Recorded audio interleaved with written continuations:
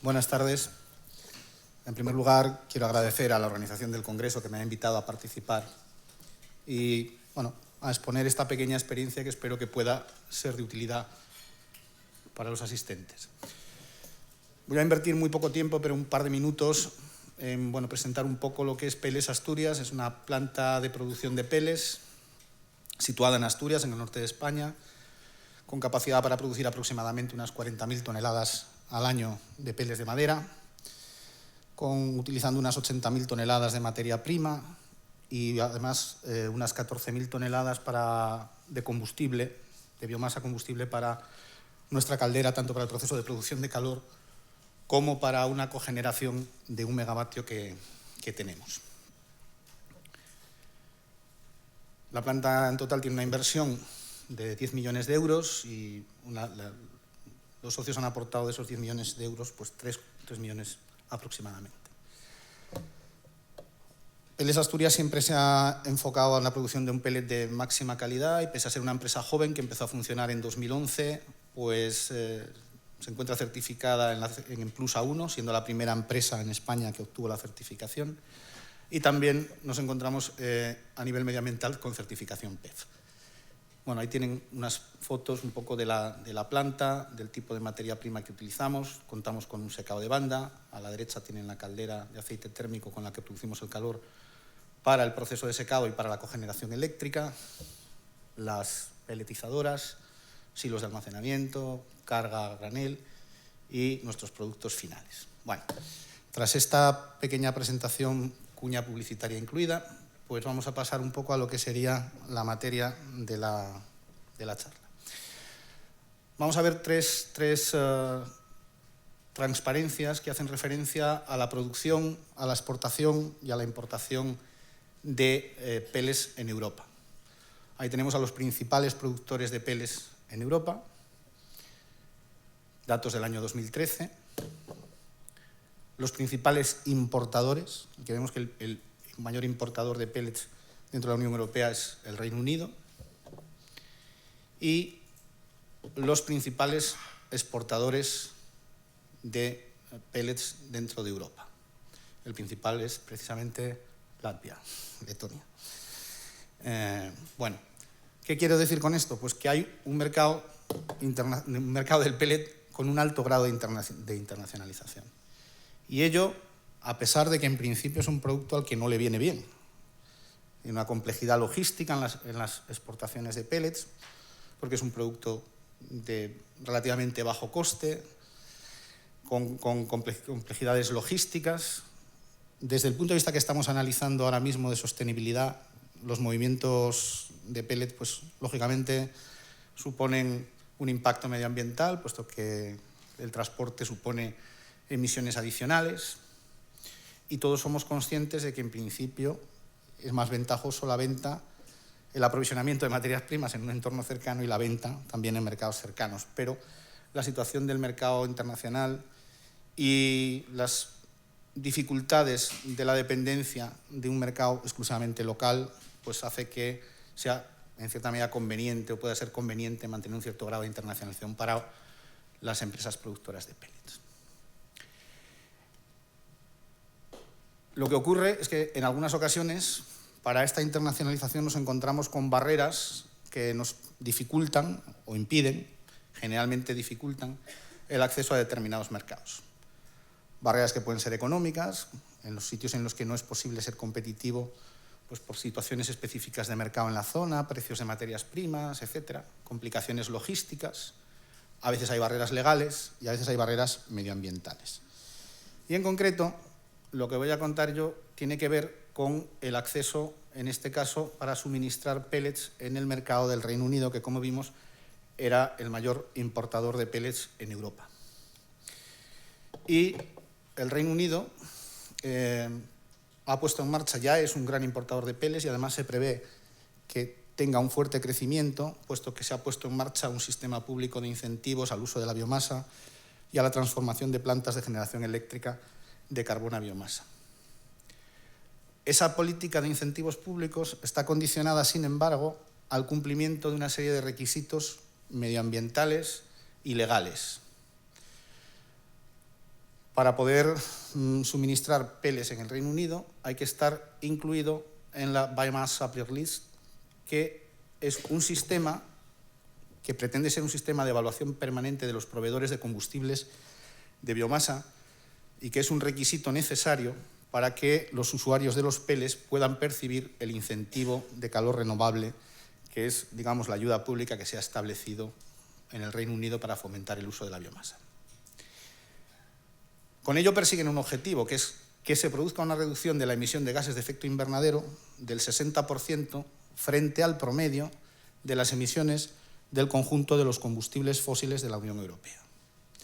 Y esto se realiza a través de una aplicación informática en la que es necesario ir introduciendo una serie de datos mensualmente. Además de esta parte, que fundamentalmente es una calculadora, antes habló la representante de PEF, es una calculadora de la huella de carbono o de las emisiones de CO2, a partir del 15 de julio de este año, la inclusión en la Biomass Supplier List exige además el cumplimiento de una serie de requisitos legales y medioambientales fijados en un documento que se llama Criterios de la Tierra. Por una parte, la biomasa debe de proceder en un 100% de fuentes legales y, por otra parte, la biomasa debe de proceder al menos en un 70% de fuentes sostenibles. El documento es un poco, digamos, genérico, ¿no? Pero cuando se refiere a legalidad, señala que debe de proceder de madera cuya tala haya sido realizada de conformidad con las exigencias de la legislación vigente. O sea, tienen que ser, lógicamente, talas legales. Incluye el cumplimiento de todos los requisitos que sean exigibles a la explotación y aprovechamiento de la madera, el respeto a derechos de terceros y cumplimiento de normativa laboral y de seguridad, etc. Y el requisito de sostenibilidad pues se concreta en que la madera debe de proceder de un bosque gestionado con arreglo a criterios de desarrollo sostenible, que han de ser acordes con los principios internacionalmente aceptados al efecto, y debe de minimizar los impactos sobre ecosistemas, garantizar la protección del suelo, el agua, la biodiversidad, etc. El tema es cómo se acreditan estas cuestiones, ¿no? Por lo que se refiere a la acreditación de la sostenibilidad, la norma distingue dos categorías. La categoría A, que serían aquellos que lo acreditan a través de un sistema ya establecido de certificación. Y se admiten FSC y PEF, cadena de custodia, siempre y cuando este sistema garantice que el 70% al menos de la madera está certificada y, por tanto, se garantiza su trazabilidad y la sostenibilidad en la gestión del monte. Y en este caso es muy sencillo, se acredita con el correspondiente certificado. Si no se dispone de certificación PEF o FSC, estaríamos en la categoría B y ahí se facilita la posibilidad de que se acredite la sostenibilidad de otras formas. En el caso del Reino Unido, y solamente para el Reino Unido, pues con acreditar que existe una licencia de tala y un plan de gestión compatible con el estándar forestal del Reino Unido, pues se entiende que cumple el requisito de sostenibilidad. Pero eso solo es aplicable a las empresas del propio Reino Unido. El resto han de acreditarlo con los medios de prueba que puedan aportar. Existen unas declaraciones básicas, pero también existen posibilidades de auditorías y otros sistemas que al final son más complicados para poder acreditar esta sostenibilidad.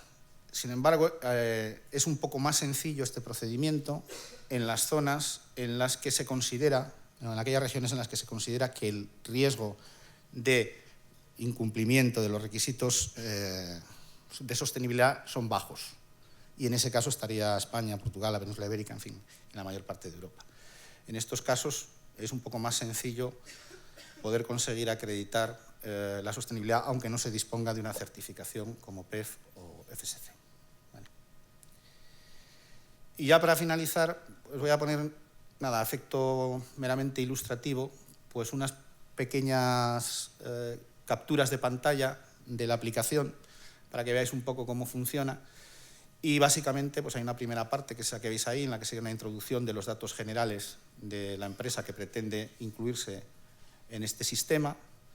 A continuación, habría un apartado en el que se irían introduciendo los procesos que afectan a la producción en esa planta, desde pues, el sistema que tengamos de producción de energía o de calor, el transporte de la materia prima hacia la planta, el proceso de secado y peletizado, el proceso de transporte del producto desde la planta hasta el puerto y desde el puerto hasta el Reino Unido. Aquí configuraríamos lo que se necesitaría adaptándolo al caso de cada una de las plantas, los procesos que tenga, y luego iría la introducción una por una de esos datos. Por ejemplo, esa hace referencia a la eficiencia térmica del sistema de caldera o el sistema que tenga instalada la planta, el transporte de las materias primas hasta la planta, el proceso de secado y peletización de los peles en la planta y el transporte de estos hasta el puerto de destino y posteriormente hasta el destino final en el Reino Unido. Con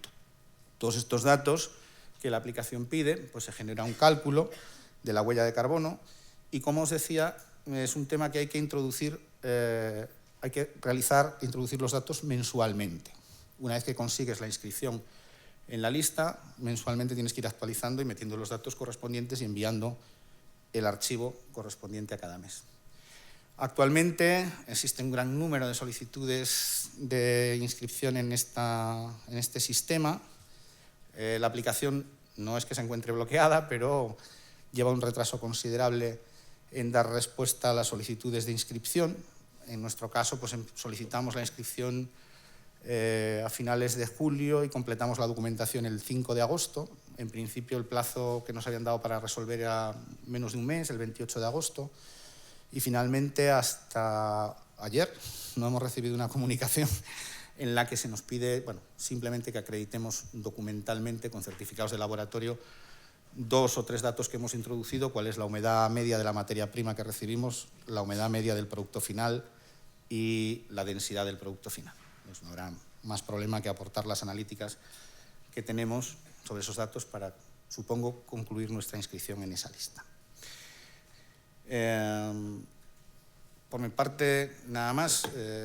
Gracias por su atención y espero que la aportación haya sido de utilidad o sirva de algún interés y, bueno, posteriormente, si hay cualquier aclaración, pues quedamos a su disposición. Gracias.